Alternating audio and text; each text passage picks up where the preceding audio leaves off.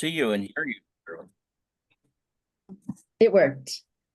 Good evening. Welcome. My name is Tammy Melody Gomez, and I am the host and curator of an amazing, fun series titled Recordando, poetry series. And this tonight is the July 2025 episode, and I welcome you. And we're going to have a good time. We're going to read some work and share a little bit about ourselves and what's going on in our lives as that kind of topic might come up. I'm going to start by reading a poem because I haven't read out loud in a minute and I feel just a little bit yummy because I'm in Austin. I'm actually on vacay and I'm using a borrowed device and a real wall in a home that my friends are having a dinner, and they're dinnering on the other side of the wall. But I did get to eat a plate of food, which I almost finished, but not quite. And I'm glad to be here with you. Any friends I know, Tammy? Tamara Ford and Stan, her partner. So I don't think you know them, but they, Tamara was a student of Sandy Stone at the ACT Lab, Advanced Communications Technology Lab that was part of the RTF school at UT Austin. My poem's titled Mincing, and I wrote it in late June 1995. Mincing. Supposedly a mouse can eat a box of blue pellets and eventually end up compost on the grass clippings, so I've heard. But somehow, miraculously or surreally, and I like surreal more than I like miracle, because it's easier to mistake. A little vermin creature, it can't be a squirrel or a bird, can it? Has sampled poisonous pellets from the wedge from Eckerd's I purchased and shoved into a well-trafficked rodent path. You can tell by the droppings, moribund, voluminous squirts of hardened excretion. Food, what does it matter? The yellow box of turquoise poison stones beckoned for a foolish mistake, a final feeding, and a dozen or so rat rations it contained. We noticed 2 mid-mornings ago that the bait had been taken, some mouse lay forsaken with belly all aching, and I a carcass dead mouse to toss. It was 2 mornings later, this day, when I reached for clothes for my wearing and tools and toothpaste all gathering. I hurriedly reached for my shoes, a black high-top pair I did choose, and setting them down, I sat on my bed, socked my feet, and reached down for the left, the black left shoe of the pair. It was Providence's telling me to look before leaping or pause before putting my foot in, and there I saw. And after a socked and shocked frozen reaction, you saw too, that minced messages travel far and wide, and size 6.5 is quite the breadth for a stack of poison, a meal of death in pellet form to be stacked and stockpiled like a spam tower or pellet pyramid. The poison lay in the heel of my shoe, the heel of my left shoe. A transcription of hope and foretelling, a denial of death, and a shelling of doom. Box poison in the kitchen can make footwear funky in my room. The wordless impact was without count or estimation, a message delivered symbolic with death pellets, not fragments or regurgitations, but solid, intact, whole, pyramidal stacked, turquoise stones of meaning. The mouse spoke, and I'm still struggling with its language. So yes, a mouse actually moved the poison from the box of poison in the kitchen to my shoe in the next room. And it was the trippiest, coolest thing. You know, it just made me marvel at little animals and creatures, whether we like them cohabitating with us in the home or not. And it was a really great wake-up call, and I'm glad it happened. And the language I used is not the way I usually write. So it's just, you know, so that was kind of an experiment as well. Yeah, I don't know. Thanks for listening. I don't think we're required to write in the same kind of language all the time. We're not, but I just felt like I needed to give That was fun, really. And what a smarty pants mouse. I think its name probably was Smarty Pants. Yep. And I was happy for it to live another day. I really felt like you earned this, bro. I'll just leave the door open and you can skedaddle when you feel like it. Let's do it that way. Who would like to read next, or any other comments? Yeah, it's always good to like give your shoes a good shaking out before you put them on. For many You never know reasons. what's going to fall out of them, like a scorpion. Exactly. Yes, I completely And agree. one time in Colombia, of all places, Aracataca, Gabriel Garcia Marquez's hometown, I had to go to the bathroom in the middle of the night, which meant, like throwing the shoes on, cutting across the courtyard to the common bathrooms. And I'm sitting there stooped over the toilet and I see this line of ants going up my leg. Oh They my had God. begun building a nest in one of my shoes. I had such weird experiences in that town. That's just one of them. I wonder if everyone does. Mhm. It's definitely a Macondo. Mhm. Who would like to read next? I would like for you to give me a translation of the theme this week, because I did run it through a translator, but I don't trust the translations. And my Spanish is no bueno. Not really. Well, because Marisol's Cortez's book, new collection of poems is titled the Bird Church? Yeah, the Sorry, I Bird. don't have, yeah, I made me think about church, and then I thought, well, remembering what you did to stay awake during church. During Mass. Yeah. Yeah, during Mass, church service, yeah. And we yeah. also But not all of us went to Mass. Well, you can interpret that however you want, like some, unpleasant place, what you did, that where you had to hear a lecture, let's say, or, I mean, we can interpret these things as we do. Yes, we, I distinctly remember telling my mom one time after Mass, I counted all of the tiles in the ceiling and there's X number. And my mom was not impressed. Like, that's not what you're supposed to be doing. Yeah. I don't have a poem about this yet, but I want it to be maybe a scene in a script that I might write. I learned how to sign the alphabet in ASL, American Sign Language, A, B, C, D, etc. So I would, while the priest was giving the big long sermon, I would sign in ASL the entire Apostles' Creed, which is a prayer. And by the time I got through that lettering, just with my hand down by my side, he was usually finished with his lecture sermon, and no one had noticed that I'd been like fidgeting like that.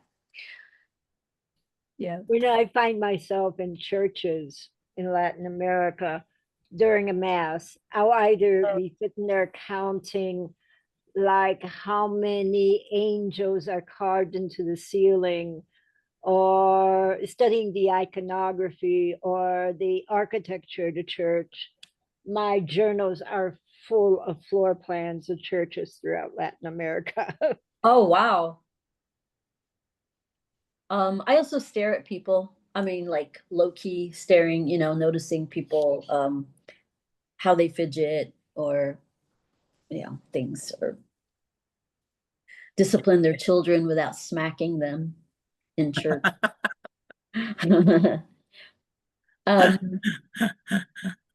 So would anyone like to read? Because otherwise I'll introduce Marisol. I could read I have a poem I wrote long ago, but I can't remember the title, and I might know it by heart, but it was a little bit critical of the church and nuns. But I think, given my mood and the state of the world, maybe I could read a poem about being a bird, which is actually, and I don't know Marisol, and I don't know Marcial. Is that how you say your name, Marcial? No, Marisol. Okay. I think There's It's another. Marcial. Marcial, Marcial. yeah. Marcial, yeah, Marcial Yeah. Delgado. Yeah, I just like to know because anyway, yeah, this is an unusual voice for me because it's maybe the closest poem I've written that I love to a greeting card type poem, but but it's really not. It's meant to be an uplifting. What happened was, I'm trying to find it, is a friend of mine had a press, a small press called Be About It. Oh, Be yeah. About It. Be About It Press. You may have heard this poem. Mhm. And I woke up one morning for no reason at all and thought, be about it, as in be a songbird on a branch, a tit, a bow tit. And I laughed and laughed. And then I wrote a poem called Be About It, which I'll read to you. And then I called Alexandra up and I was like, you have to hear this poem I just wrote. Because it sounded exactly like her press, but it wasn't. Anyway, yeah, let me here we go. Be about it because you can, because you are a creature of air, because your song fills the corners with life, because the corners could always use more life, because that breeze is meant for you, because you come with the scent of pine, because you come with the colors of spring, because you burst into berries, because the vicious gnats fear you, because you chirp upon the dawn, because you soar into the noontide sun, because you sing the day farewell, because you send us sweetly to our nightly nests, because you are. Hmm. Hmm. Be about it. I was like, oh my God, that's so cute. I'm gonna die. I would buy that Hallmark card 5 times. Yes. I've I got, really enjoyed that poem. Thank you for sharing. Yeah. Yeah. It's much I've lighter got, than my recent poems. I'm sorry, go ahead. I'm gonna shut up. um, I've got a short one that kind of like builds the bridge between the birds and the church. Okay, and then I'll introduce Marisol after you, Lorraine. Go for it. Okay. This is from Argentina, if I remember right, Salta. Cantico. Down San Francisco's nave echoes the song of small birds circling in the heights of the transept dome, light streaming through colored windows. Oh, Hmm. Hmm. thank you, Lorraine. Ya se acabó. That was so short. I told you it was a short poem. It was like a bird that flew in and flew out. Whew. Thank It you. was like a piece of grace. Well, I'd like to introduce Marisol Cortez, who has another engagement, so we're gonna get right to it with Marisol. Marisol is based in San Antonio and Texas, and with their partner, produces an online platform titled Deceleration. And Marisol, if you want to explain a little bit about what that encompasses, I think your explanation would be a lot more accurate than what I might say right now. I don't want to botch it or misrepresent. Marisol published an award-winning novel, Luz. How would it go? Loose at midnight. Loose at Midnight, and Loose being the name of a dog. Loose. This is good. Loose at Midnight, Oh, and has recently published a new collection of poetry, The Bird Church, which Marisol will read from tonight, or read from whatever you like. And I just want to be sure that that we all know that you have a new book of poems out. Take it away, Marisol. Welcome to Recordando. Thank you, Eso. Tammy. And I remember I feel like I came to an early one of these gatherings when you had just launched it. I remember it was during the early part of COVID. And so it was really just you know, we were all indoors in the early part of the pandemic, and like, so it was just nice to be in a gathering with of people. So I'm really happy to be back. I'm honored that that you invited me back, and I had a rough spring health-wise, and so I'm just have a lot of gratitude just to be here and to have energy again and to be back doing the stuff that I like to do. But yeah, it was the Bird Church. I thought actually the poem that you started with, Tammy, was like perfect for, and Lorraine's poem too, and Richard's poem, like, because what the collection of poems is really what holds it together is just these tiny relationships that we have to tiny creatures that we don't oftentimes like my sort of like theoretical, if I have my theoretical hat on, then I would say this is barrio ecologies, right?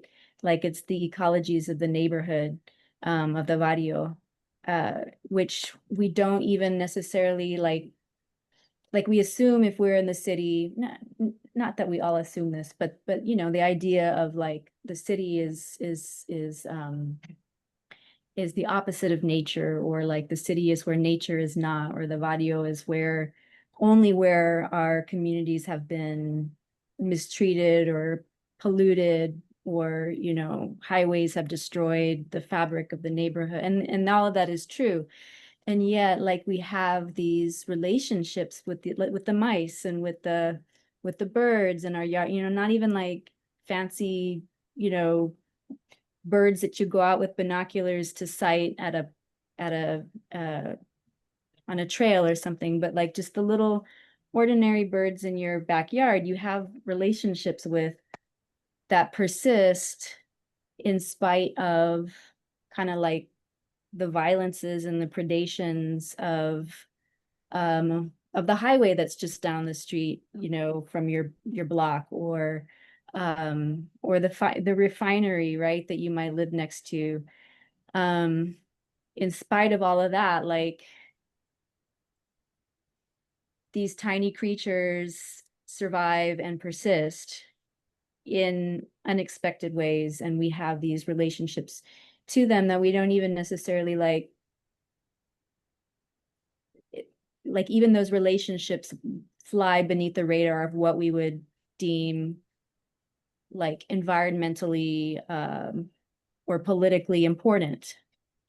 But I think what poems can do is sort of like put, you know, give the importance to those relationships that they actually have. And so what else did I want to say about that? Just that, you know, when I came back to South Texas, I guess it was in 2012, like I'm from San Antonio, and I had bounced around for a couple decades, different places, and then I came home, and I was writing the poems that were coming to me most often. You know, I was writing the novel, but then I was also writing like these poems really often about birds. All of these birds, especially about grackles. I have a lot of grackle poems, poems about koi, about chicharras.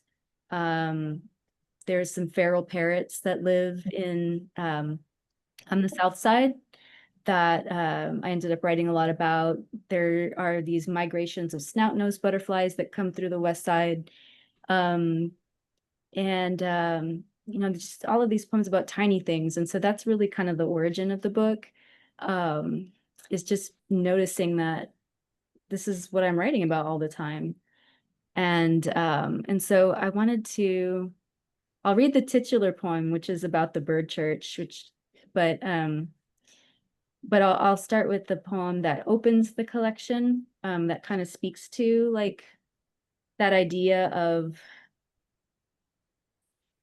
the wildness that persists in these very sort of industrialized, like oppressive environments. And this is called Edge Effects. And it's the first poem in the book.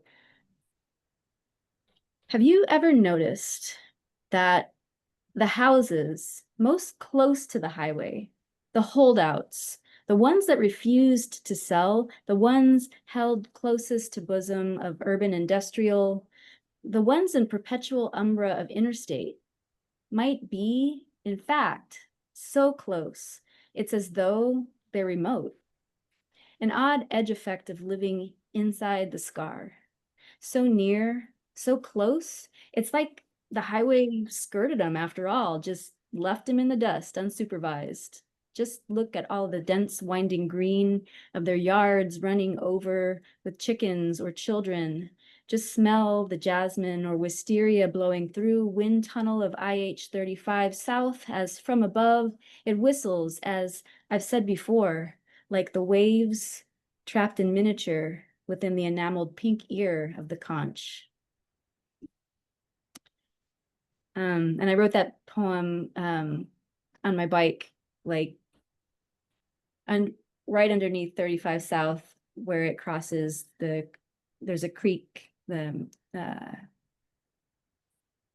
it Apache? I think it's Apache Creek, which runs into the San Antonio River. But I was right underneath the highway, and it was just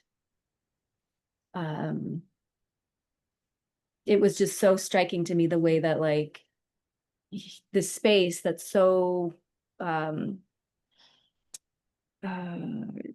so much the representative of like all of these forces of destruction, and yet it sounded just like the waves in the ocean. Yeah, there's a friend I have who said that she grew up near one of the coasts, maybe New England, but she missed the sound of the waves hitting the shore. And but she would go and forth to the near the Trinity River, not to listen to the river, because that's not the sound of the ocean that she remembered and longed for, but it was the sound of automobile traffic. At a certain time of day, she lay just on this that hillside, and she could close her eyes and pretend it was the sound of ocean waves. Yeah. Yeah, I live near two freeways, about a quarter mile in two different directions, and there's an interchange too. And it's so much like being at my mom's in New Jersey on a night certain nights when you can really hear the ocean that's half a mile away, Yeah. Mhm. So all of those strange sort of juxtapositions and ironies and like weird resonances, that's kind of like what holds the collection together. I'll read you, since we were talking about like the church part of it. There's the two poems in the collection that kind of speak to that most directly. One is short and one is probably the longest poem in the book. I'll do the short one. It's called At the Bird Church of Inks Lake, in parentheses, on the first day of the Comey hearings. So let's see, hold on. I don't actually have a hard copy of the book yet. Like, they're behind production, and so I'm reading from the PDF of the galleys. I'll give you one sec to scroll through it.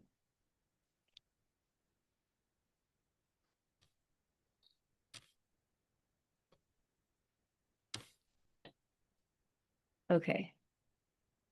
At the Bird Church of Inks Lake, on the first day of the Comey hearings, if you watch something long enough with reverence, you will want to write it down, to capture it somehow, before it is gone or you are.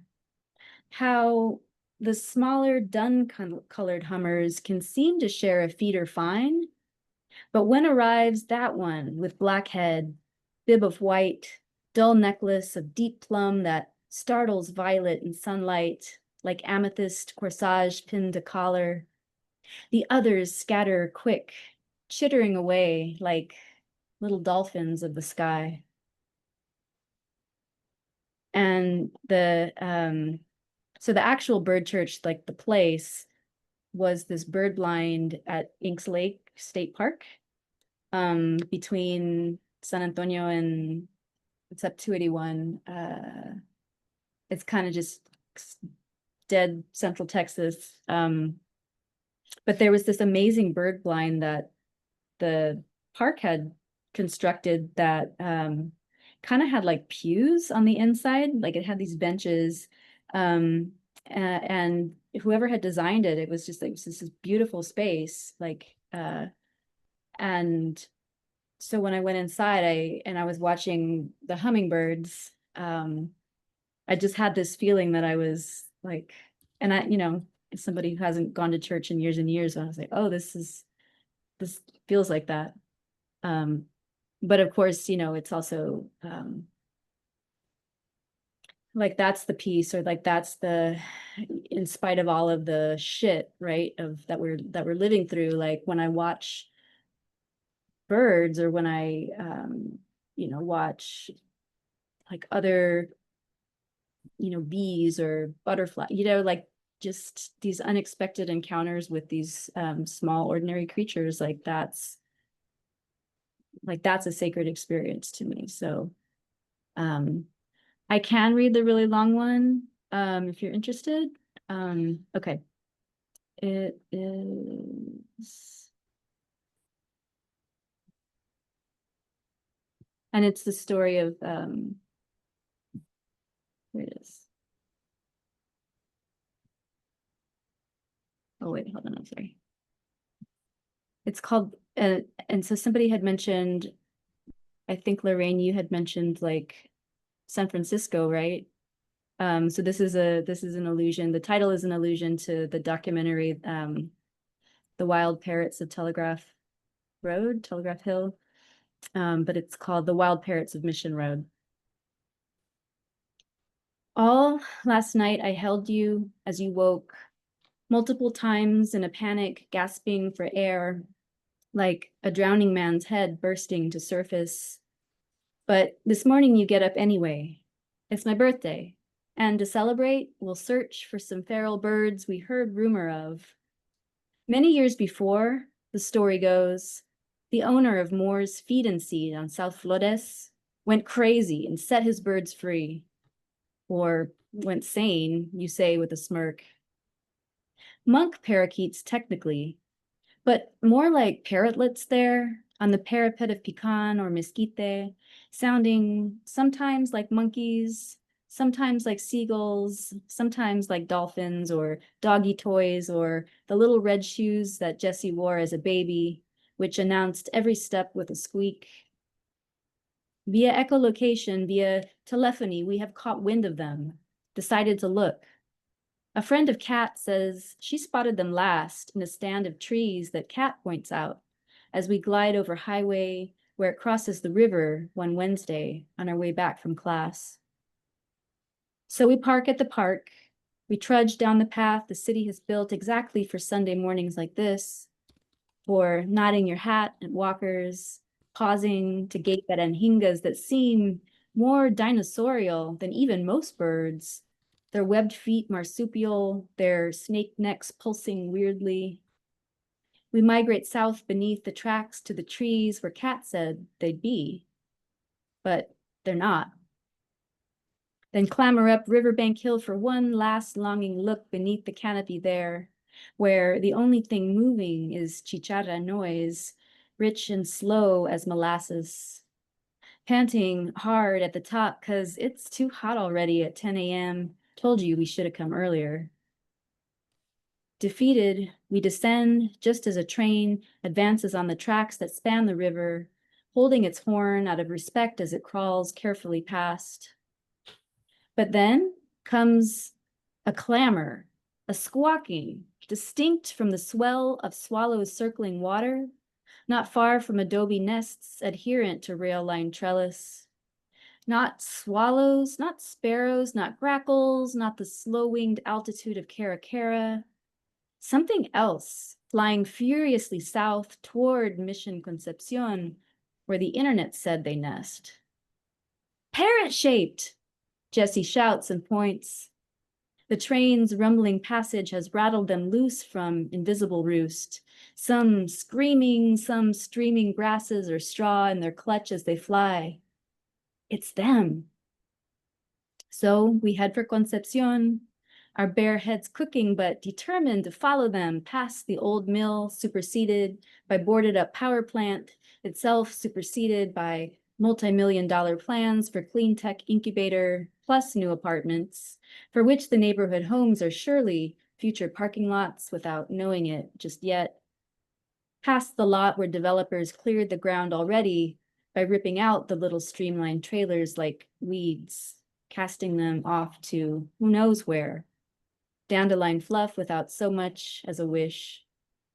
As they did a second time further down Mission Road at Mission Trails, across the street from Concepcion, where it was all set in motion, this chain of evictions so many centuries ago, with the cutting off of hands and tongues of original lands, whose great-great-great-grandchildren today have flocked, like parrots caught and caged in a shop, to church for mariachi mass, to sing in the language of the crown.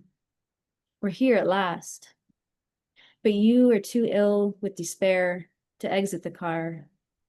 We'll leave it running, AC on, and Jesse and I can ask the Park Service rangers where wild parrots would nest if we need to. But we don't need to.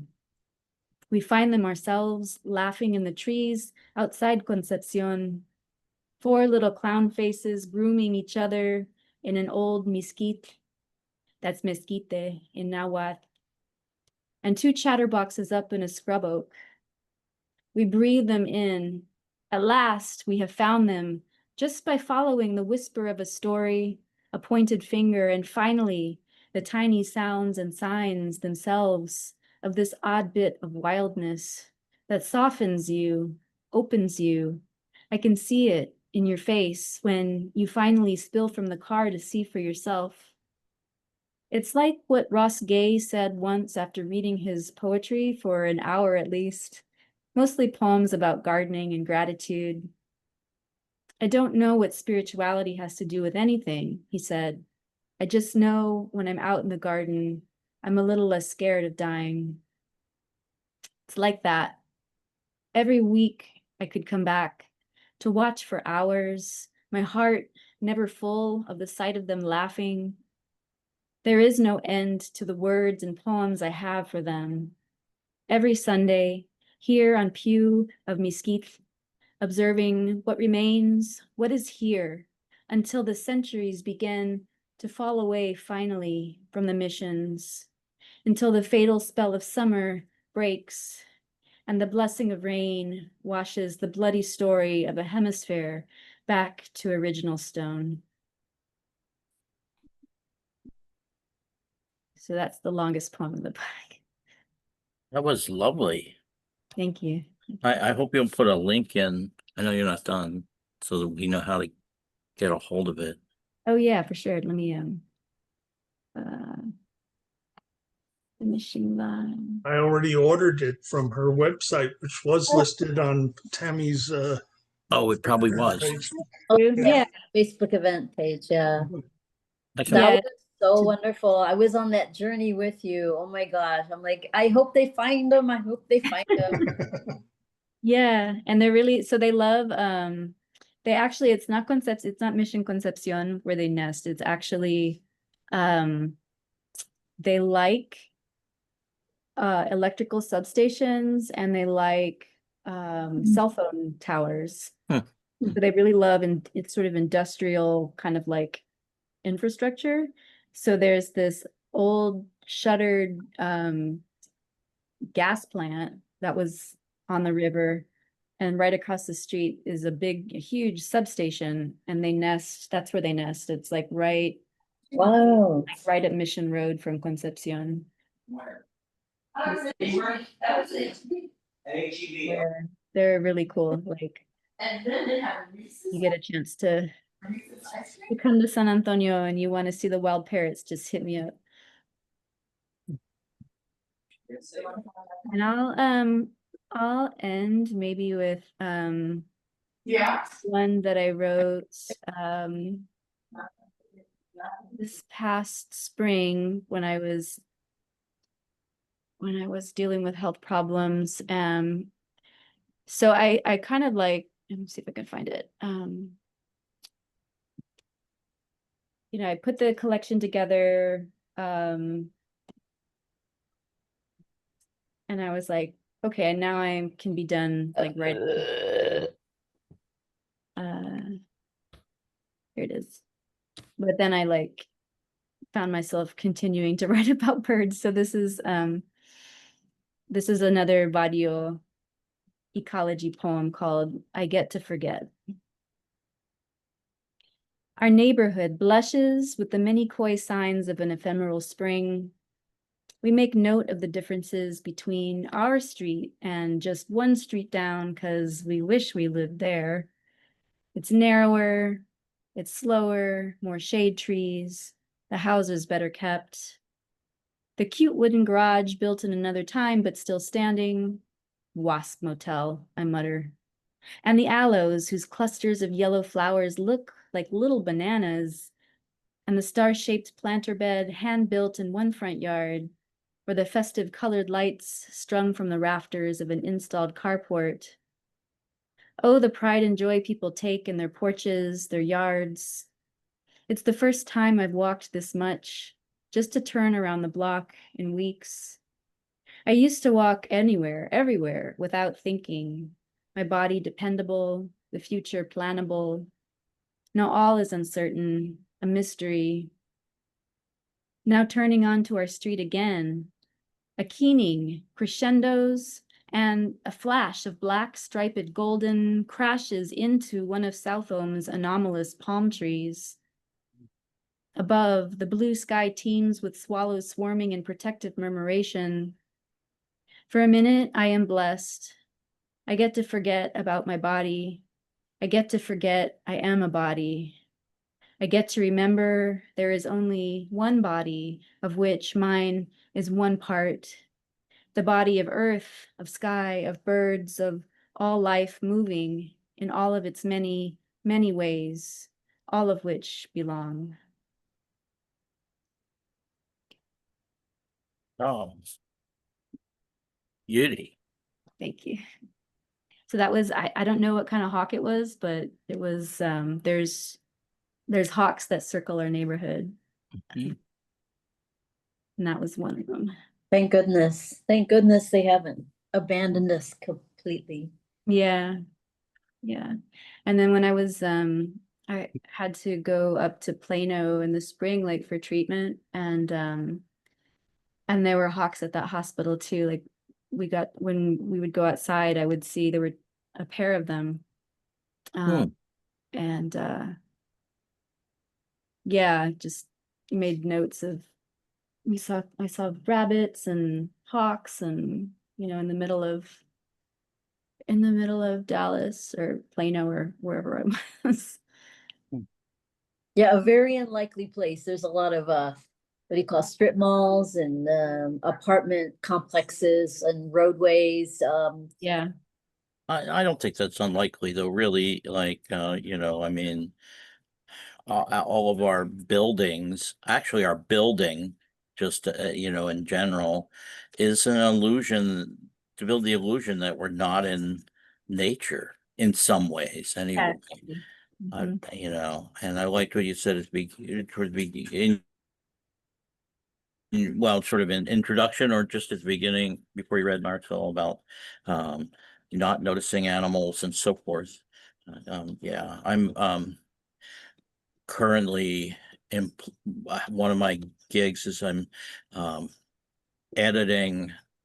doing developmental editing, which means I'm editing while the person writes the book, you probably know. And it's sort of about rethinking strategies for sustainability, and I'm pretty fascinated with with all the subjects, and it's not mine to really talk about them. Won't be done for a while, for a number of months or more. But I will say, and I'm so aligned with so much this guy has to say. He's in the UK, someone I've known for some time, but he one of his points is about he poses that the sort of like the mythical, legendary, however you want to look at it, fall of man, that part of that was humans becoming dissociated from animals, and I was like, great fucking point. Yeah. you know? Yeah, there was a couple of years ago I read a book. It's short, it's a short, small book, and the author is a historian, I want to say. But it's called something like a history of extinction. And so he's mostly looking at sort of I think I have it.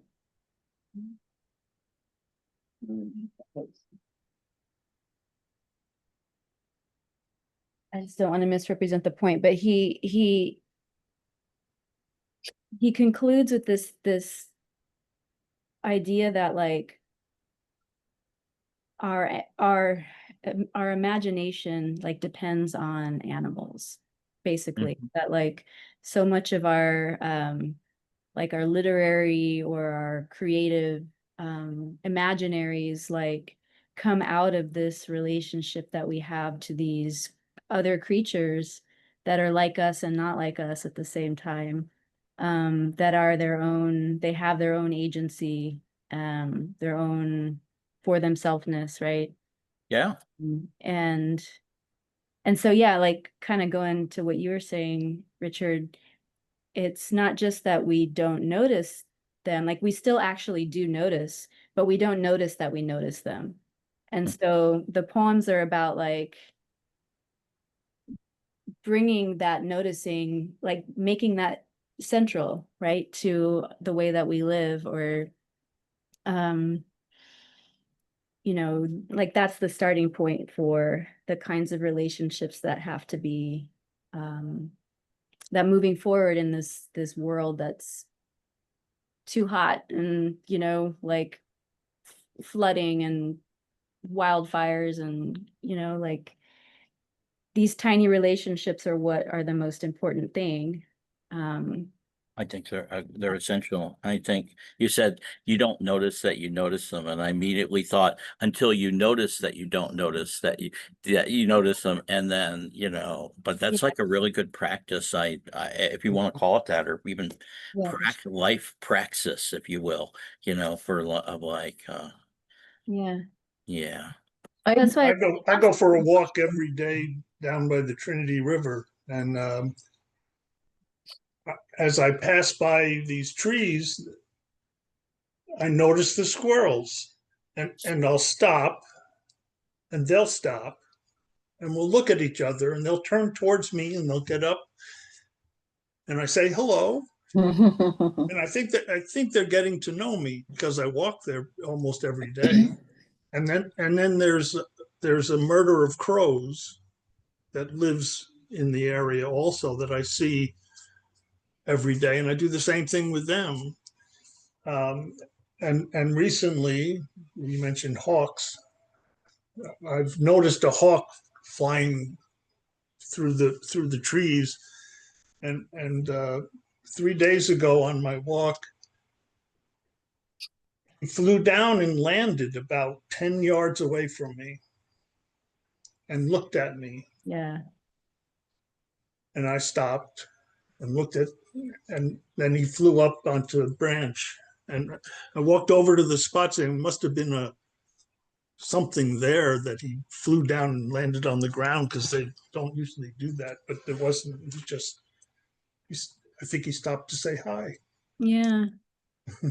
I was once bicycling to work one morning about a year or two ago, and a hawk or an eagle, I think it was a hawk, flew right over me. And I looked up and I saw that a rodent was dangling from its claws right over my head.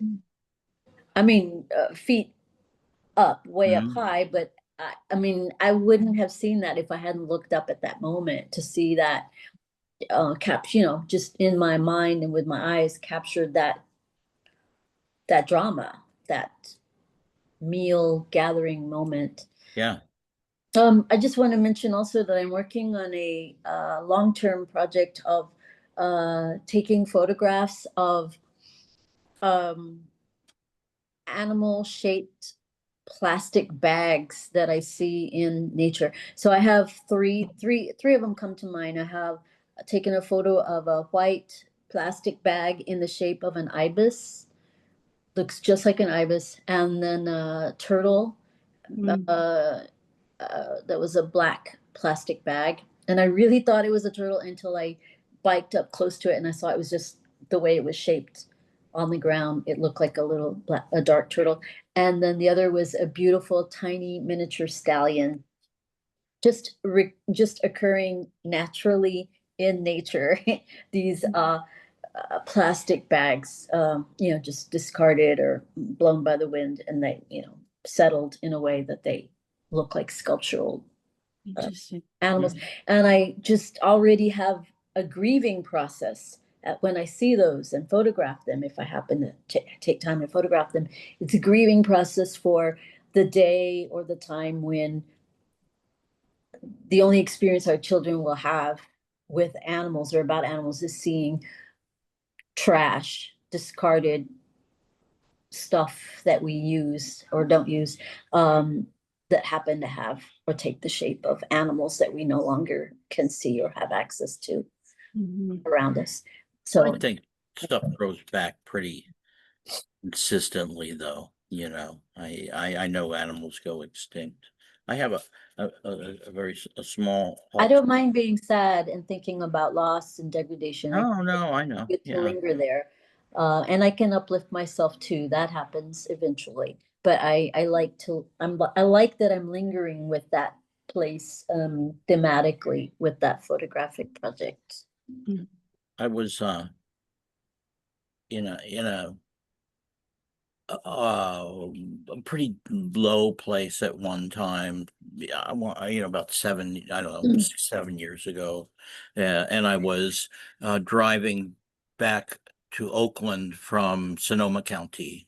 So I had to drive down through Sonoma and then eventually Marin. And the one highway, the 101, was a parking lot. And which, you endure, or you do what I did that day, which was I got off of it in the middle of the country without really knowing exactly where I was, and just started taking roads that seemed to generally head south, and but I was in the, not the middle of nowhere, but that was sort of the feeling, really some just rolling hills and occasional buildings, little roads.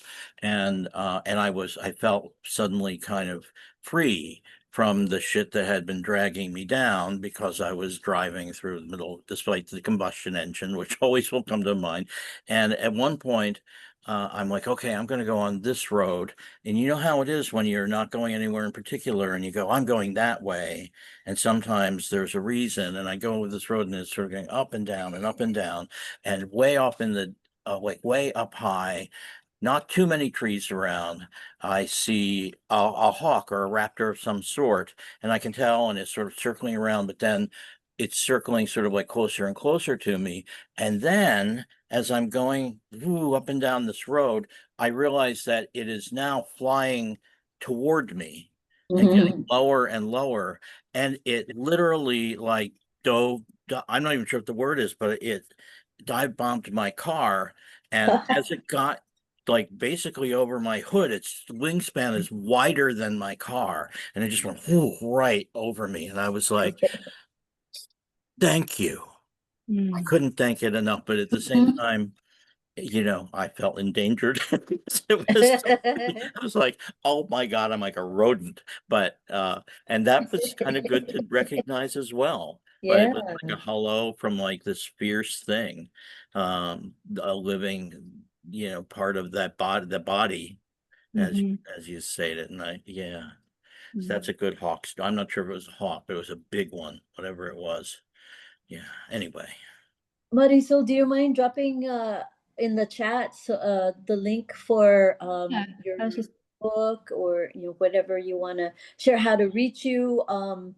Thank you Yeah. so much for being our feature and for presenting this new work to us. Hope you get the hard copy yourself very soon. yes. I know that you have a family obligation soon tonight, so you'll have to leave. I also need to say that I'm a guest at a dinner party that's happening on the other side as well. So I also am going to need to leave a bit early tonight. But I do want to invite Marcial to read some work because we haven't heard from Marcial this evening yet. If you'd like to read, Marcial. I'll read a poem. Thank you. And that was a beautiful feature. I really enjoyed it.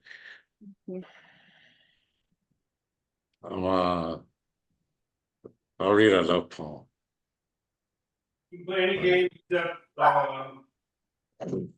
This one's called Eternity in Every Heartbeat, Poema Perfecta de Amor.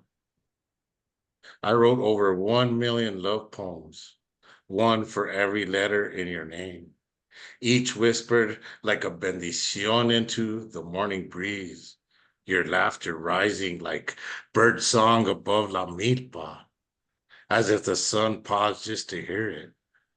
I've memorized each smile you placed upon our days, stacked them like pan calientito in the barrio's bakery, soaked with memory, rich with sweetness, and each kiss, agüita fresca in the midday heat. A miracle when the soul's tierra runs dry. Your voice is my Vicente Fernandez vinyl, scratched, eternal, always true in tone. Even your silence plays like barrio verses, etched into our cracked sidewalks and midnight windows. You fill our life with joy, with hope glinting in your eyes, like spring water caught between canyon walls. Thank you for loving my fajitas, quirks blooming like flores tercas in this stubborn soil, my imperfections. There's stars above El Arroyo guiding me back to you every time.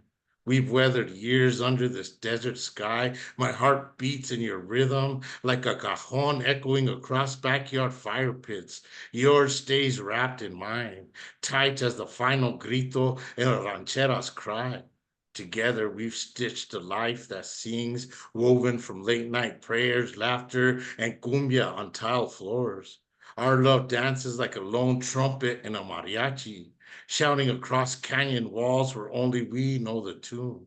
I've lost count of the joyful tears, each one a grain of sand in the border wind, quiet promises that this is home.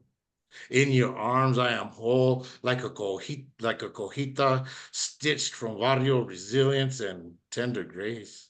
My devotion runs deeper than rivers that carve through the sierras and leave their songs in stone. It's fierce, it's quiet.